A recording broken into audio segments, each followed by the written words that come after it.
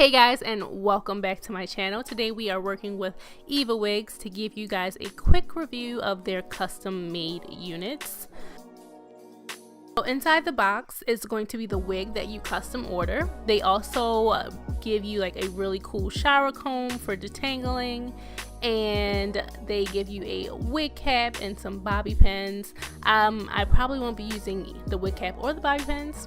Also, they give you a user manual, which I thought was really funny because it's like, if you don't know how to use a wig, sis, maybe wigs aren't for you. I guess they teach you how to, I didn't even look at it, but maybe they teach you how to put it on. The wig is packaged in plastic. It does have a shaper inside of it, and it does have a wig net on it to keep the curls intact.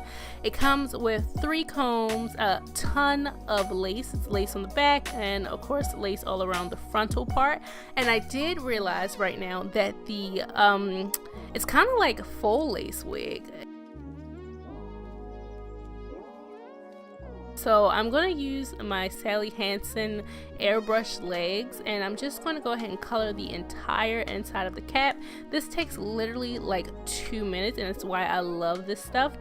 This one can will last you about maybe 10-11 wigs. So I just step back a little bit and spray it, and then I go ahead and clean off any of the excess that I got on the hair.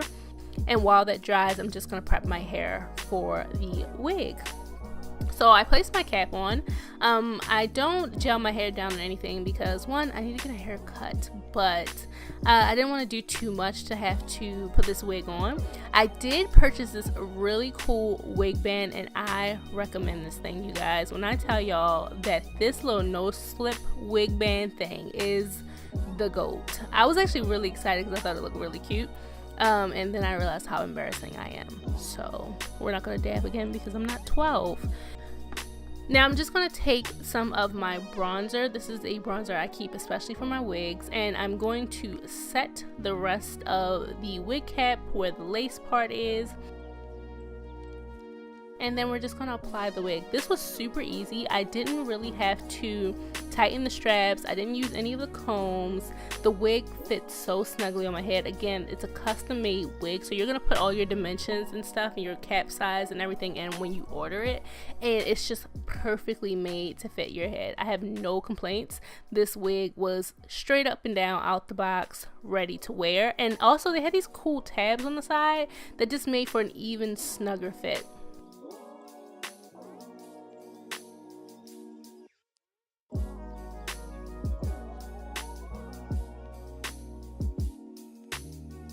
With this wig being on top of the band, the wig was going absolutely nowhere. I was so surprised. I had not used the combs. I had not even like glued down the front or anything. That band and then the fit of this wig, I could have probably did backflips, you guys. It was so snug on my head. It went nowhere.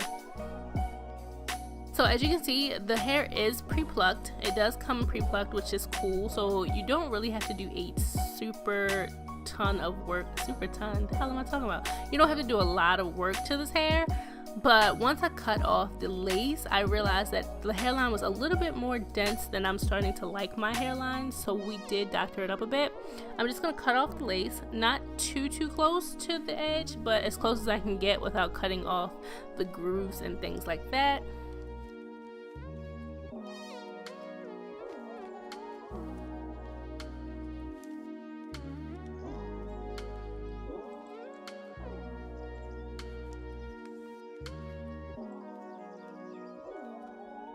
And then I'm going in with my Ghost Bond glue and just going ahead and tacking down the front of the wig. Now I put my glue a little bit farther up on my head because, one, I don't like it on my hair, and 2, my hairline is really far back and I have a 6 head, so my head's like perfect for frontals. I have a lot of forehead to work with, and I like my wigs a little bit farther up on my forehead because my original hairline is really weird. So I'm just gonna go in and kind of take out a little bit more hair in the front.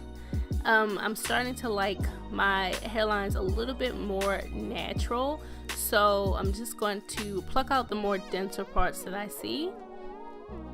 And you might see a little bit of extra glue. That's fine. I wait for that to dry and then I peel that off. So it looks bad right now, but that's just because of course my makeup and my glue is kind of mixing together and I didn't really wait for it to dry like I should have, but it's okay because we fixed that in the end anyway.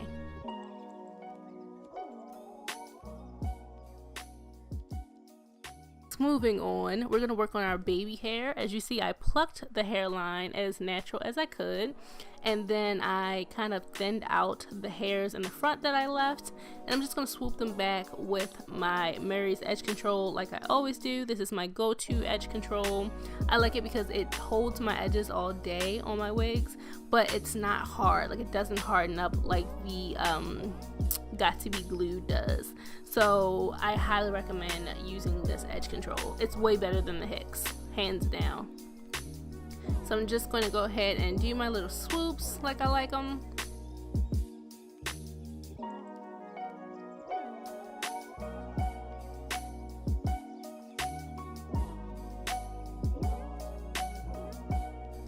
And of course, because I was plucking hair and messing with it and combing it and stuff like that, it is now a little bit frizzy. So I'm going to also show you guys how I define the curls on this wig so I can go back to how it was, because the curls were absolutely beautiful. So I'm just using my spray bottle, and this spray bottle was originally a reptile spray bottle. If you guys didn't know, I did own a snake. Her name was Akasha. We no longer have her. I love her so much, but we had to get rid of her for personal reasons. Anyway, this is her water bottle. I used to mist her with this, and it's perfect for misting my hair because you pump it and then it keeps a continuous mist. So I do recommend this. You can get that at PetSmart, and I'll also link that below with all of the other materials I used.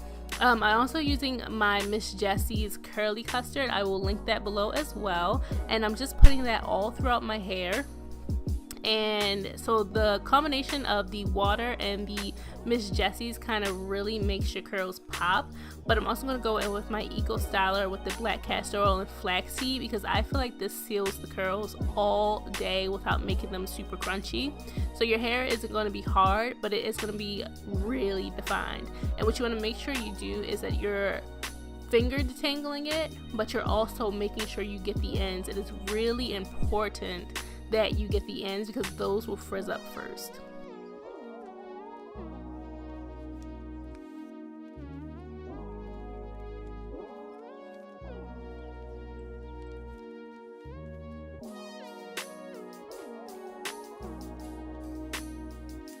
So I'm just gonna re-wet the ends, make sure they are super damp, and then I'm gonna go in with a little bit more gel and just really seal those.